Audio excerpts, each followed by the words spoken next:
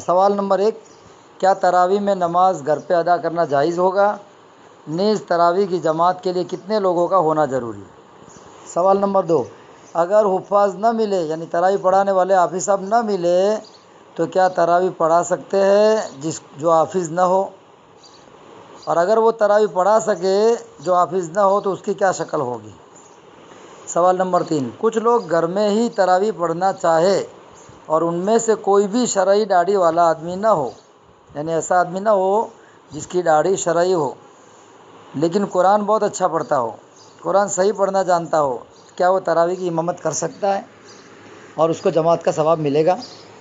سوال نمبر 4، کچھ مساجد کے امام حافظ نہیں ہوتے، جیسے بہت ساری مسجدوں میں امام صاحب خالی عالم ہوتے، حافظ ہوتے نہیں، تو تراویح نہیں پڑھاتے، اور تراویح پڑھانے کے لیے باہر سے حافظ صاحب بلاتے رمضان میں، لیکن اس دفعہ لاک ڈاؤن کی وجہ سے باہر سے حافظ صاحب کو بلانا ممکن نہیں ہے، تو کیا ان مسجدوں کے اندر ہم کیا کریں؟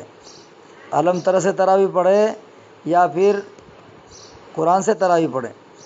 مسجد کا مسئلہ لکھا ہے۔ مسئلہ نمبر 4، مسئلہ نمبر 5، کچھ بچوں کا حفظ ابھی مکمل نہیں ہوا، یعنی گاؤں کے بچے مدرسوں میں پڑھتے ہیں تو ان کا حفظ ابھی مکمل ہوا نہیں، کوئی بچے کے 20 سپارے ہوئے، کسی کے 25 ہوئے، کسی کے 15 ہوئے، کسی کے 10 ہوئے، کیا وہ بچے تراویح میں 20 سپارے یا 25 سپارے یا 15 سپارے پڑھا سکتے ہیں؟ یا پھر جو بھی ان کو 20 سپارے 15 سپارے یاد ہے وہ پڑھاوے اور وہ ختم ہو جائے، اس کے بعد باقی رمضان کے جتنے دن بچتے ہیں کیا اس میں علم طرح سے تراویح پڑھا سکتے ہیں؟ مسئلہ نمبر 6، عورتوں کے بارے میں لکھا ہے کہ عورتیں اگر آپس میں جماعت کے ساتھ گھروں میں تراویح پڑھنا چاہے تو شرعاً اس کا کیا حکم ہے؟ یعنی چند عورتیں، اگر کوئی عورت حافظہ ہو جس کو قرآن حفظ ہو، بہت ساری امت کی عورتیں ایسی ہیں جن کو پورا قرآن شریف منہ پہ ہے اور قرآن کے حافظ ہے، اگر ایسی عورتیں جن گھروں میں پائی جائے اور وہ تراویح جماعت کے ساتھ عورتیں مل کر پڑھنا چاہے اور بند کمرے میں اس طرح پڑھے کہ عورتوں کی آواز باہر نہ جاوے، تو کیا عورتیں اس طرح تراویح جماعت کے ساتھ پڑھ سکتی ہے؟ صرف عورتیں؟ یہ 6 سوالات پوچھے گئے ہیں اور مفتیہ کرام نے سارے مفتیوں سے ایک اتفاقی رائے سے ان 6 کے 6 سوال کے جواب دیے ہیں، وہ میں آپ کے سامنے پیش کرتا ہوں۔ جواب نمبر 1، تراویح کی نماز سنت المؤکدہ ہے، اس لیے اگر مسجد میں جماعت سے تراویح پڑھنا ممکن نہ ہو تو گھروں پر ہی تراویح پڑھنا ہوگا، چھوڑنے کی اجازت نہیں ہے۔ تراویح کی جماعت عام نمازوں کی طرح 2 شخصوں سے بھی ہو سکتی ہے۔ در مختار میں مسئلہ لکھا ہوا ہے، کتاب کا نام۔ جواب نمبر 2، تراویح پڑھنا ایک سنت ہے اور تراویح میں مکمل قرآن شریف پڑھنا یا سننا یہ ایک دوسری مستقل سنت ہے، یعنی 2 سنتیں، ایک تو پورے مہینے تراویح پڑھنا اور پورے مہینے میں قرآن شریف سے تراویح پڑھنا، علم طرح سے نہیں، یہ دونوں سنتیں الگ الگ ہیں، اس لیے کوشش تو یہ کرے کہ پورے مہینے قرآن سے تراویح پڑھی جائے، علم طرح سے نہیں۔ لیکن کوئی حافظ صاحب اگر نہ ملے، اب تو سب گھر میں مسجد بن چکی ہے تو اتنے سارے حافظ کہاں سے لائیں گے؟ مسجد کے اندر تو حفاظ مل جاتے تھے، مسجدوں میں قرآن کی تراویح ہوتی تھی، لیکن اب تو ہر گھر مسجد بنی ہوئی ہے، تو اتنے سارے حافظ کہاں سے لاوے؟ تو جواب میں لکھا ہے کہ اگر کوئی حافظ صاحب نہ ملے تو سورہ فیل سے لے کے سورہ ناس تک یعنی علم طرح کی تراویح اپنے گھر میں پڑھ سکتے ہیں، یا پھر قرآن شریف تھوڑا یاد ہو تو قرآن شریف میں کئی جگہ سے بھی پڑھ کر بھی تراویح پڑھ سکتے ہیں، پڑھا سکتے ہیں۔ مسئلہ نمبر 3، داڑھی کے بارے میں لکھا ہے کہ داڑھی کٹانے والے کی امامت مکروہ تحریمی ہے۔ اب گھروں میں سارے تو شریعت کے پابند امام ملیں گے نہیں، تو کئی آدمی ایسے ہوں گے جن کے چہرے پہ داڑھی نہیں ہوگی لیکن قرآن اچھا پڑھتے ہیں، تو ان کا مسئلہ لکھا ہے کہ داڑھی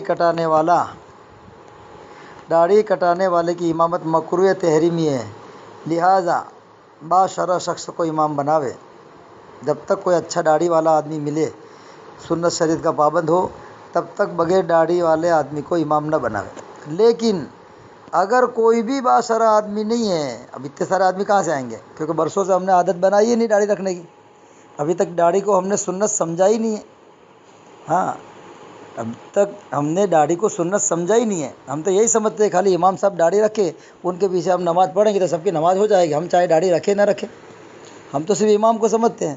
جیسے امام کے اوپر ہی داڑھی فرض ہے اور باقی لوگوں پر داڑھی فرض ہے ہی نہیں۔ اب مسئلہ آیا سب کے گھروں کے نماز پڑھانے کا، اب پتہ چلا کہ داڑھی کتنی ضروری ہے۔ داڑھی میرے نبی کی سنت ہے، بلکہ سارے نبیوں کی سنت ہے۔ ہاں، بغیر داڑھی رکھا ہوا آدمی جب امامت کا موقع آئے گا تو نماز نہیں پڑھا سکتا، مکروہ تحریمی ہے۔ لیکن اللہ جل شانہ نے میرے نبی کو اتنا آسان لے کر دین بھیجا جس کے اندر ہر چیز کی گنجائش رکھی ہے۔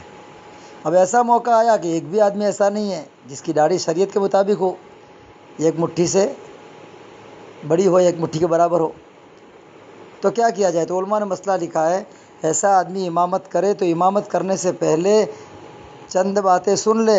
ایک کہ آج تو امام بن رہا ہے تو توبہ کر، یا اللہ میں نے زندگی میں کبھی داڑھی نہیں رکھی، اب میں امام بننے جا رہا ہوں، آج سے میں عہد کرتا ہوں کہ میں اب زندگی میں داڑھی نہیں کٹاؤں گا، اور میں زندگی بھر تیرے حبیب صلی اللہ علیہ وسلم نے جیسی داڑھی رکھنے کا حکم دیا ہے ایسی داڑھی رکھوں گا۔ ایک یہ، دوسری توبہ کرے، آج تک میں نے داڑھی نہیں رکھی، مالک میری توبہ کو قبول فرما، اب زندگی میں داڑھی نہیں کٹاؤں گا۔ یہ توبہ کرے، داڑھی رکھنے کا ارادہ کرے، پھر وہ بغیر داڑھی والا آدمی امامت کر سکتا ہے۔ علماء نے مسئلہ لکھا ہے، اب لوگوں کو پتہ چلے گا کہ داڑھی کتنی ضروری ہے۔ ہاں، داڑھی کتنی ضروری ہے، شریعت میں ایسے ہی نہیں کہا، میرے نبی کی سنت ہے۔ اللہ امت کو داڑھی رکھنے کی توفیق عطا فرمائے۔ نمبر 4، جواب نمبر 4، کوشش ہو کہ مسجد میں کوئی حافظ صاحب، جیسے گاؤں کے اندر کا مسئلہ لکھا ہے کہ ہر برس ہمارے گاؤں میں ایک بھی حافظ تو ہے ہی نہیں۔ اب گاؤں کی مسجد جو ہوتی ہے اس کے اندر باہر سے حافظ صاحب بلاتے تھے، رمضان میں تراویح ہوتی تھی، لیکن اس سال لاک ڈاؤن کی وجہ سے باہر سے حافظ صاحب بلانا ممکن نہیں ہے، اور گاؤں میں ایک بھی آدمی ایسا نہیں ہے جو قرآن کا حافظ ہو، تو اس سال ایسی مسجدوں میں کیا کیا جائے؟ تو جواب لکھا ہے کہ ایسی مسجدوں میں علم تر سے قرآن کی تراویح ہونی چاہیے، مسجد تراویح سے محروم نہ رہے، مسجدوں میں قرآن کا ختم تراویح کا ہونا ہی چاہیے، چاہے پورا قرآن پڑھانے والا نہ ملے تو ایسی مسجدوں میں بھی علم تر سے تراویح پڑھی جائے، تراویح مسجدوں میں نہ چھوڑی جائے۔ اب مسئلہ نمبر 5 لکھا ہے کہ بچہ اگر بالغ ہے، جیسے مدرسے پڑھنے والے بچے، تو امامت کر سکتا ہے، نابالغ کے پیچھے امامت نہیں ہوگی۔ یا بالغ کا مسئلہ لکھا ہے، بچہ اگر بالغ ہے تو امامت کر سکتا ہے، چاہے تراویح ہو، چاہے فرض نماز ہو، چاہے جمعہ کی نماز ہو۔ پھر اگر وہ مکمل حافظ نہیں ہے، جتنے سپارے اس کو یاد ہو اتنے سپارے کی تراویح پڑھاوے۔ ہاں، ہو سکے تو 15 سپارے ایک بچے کو حافظ ہے، ایک بچے کو 15 سپارے یاد ہے، 15 سپارے کی تراویح پڑھا کے باقی جو دن بچتے ہیں اس کے اندر پھر سے وہی 15 سپارے پہلے سے شروع کرے۔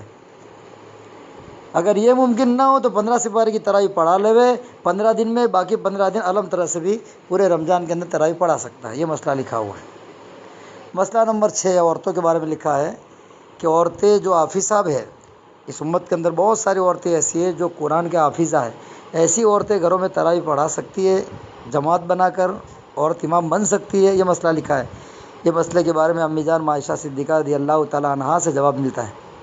حدیث کی کتابوں میں امی جان کا مسئلہ لکھا ہے، حضرت عائشہ صدیقہ رضی اللہ تعالیٰ عنہا سے مروی ہے کہ عورتوں کی جماعت میں خیر نہیں ہے، منع فرمایا، خیر نہیں، کوئی بھلائی نہیں، اس لیے عورت کی امامت کو علماء نے مکروہ تحریمی لکھا ہے، خواہ تراویح ہی کیوں نہ ہو۔ مسئلہ تراویح کا لکھا ہے، تراویح نفل ہے، لیکن کیا فرمایا، خواہ تراویح ہی کیوں نہ ہو، تراویح سنت ہے، لیکن سنت نماز بھی عورت جماعت کے ساتھ نہیں پڑھا سکتی، باقاعدہ اس کی کہا۔ ہاں، جن گھروں کے اندر جیسے جمعہ کے اندر عورتیں شامل ہو جاتی ہے، فرض نمازوں میں ہمارے گھروں میں عورتیں شامل ہو جاتی ہے، اسی طرح یہ عورتیں اپنے مردوں کے پیچھے تراویح میں بھی شامل ہو سکتی ہے، پردے کا اہتمام کرتے ہوئے۔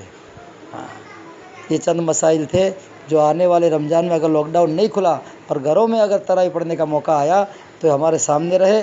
یہ مفتی صاحب نے بڑی اچھے انداز سے امت کی رہبری فرمائی ہے۔ جس نے یہ مسئلہ لکھا ہے اور مسئلے کا جواب جس نے لکھا ہے وہ مفتی صاحب کا نام ہے مفتی عزیز الرحمان صاحب، فتح پوری، مفتی اعظم مہاراشٹر، 16 شعبان سن ہجری 1441، 16 شعبان کا مسئلہ آیا ہے۔ اب ان مفتی صاحب نے جو مسئلہ لکھا ہے اس کی تائید کی ہے، جس نے ٹیکہ دیا ہے وہ بہت سارے مفتیاء کرام ہیں، ان سب کے نام کی لسٹ میں آپ کے سامنے پیش کر دوں تاکہ مسئلے کے اندر ایک طاقت پیدا ہو جائے۔ تائید کرنے والے مفتیاء کرام: مفتی عبید اللہ اسعدی، شیخ الحدیث و صدر مفتی جامعہ عربیہ ہتھورا باندہ یو پی۔ مفتی سعید الرحمان فاروقی، صدر مفتی دارالعلوم امدادیہ۔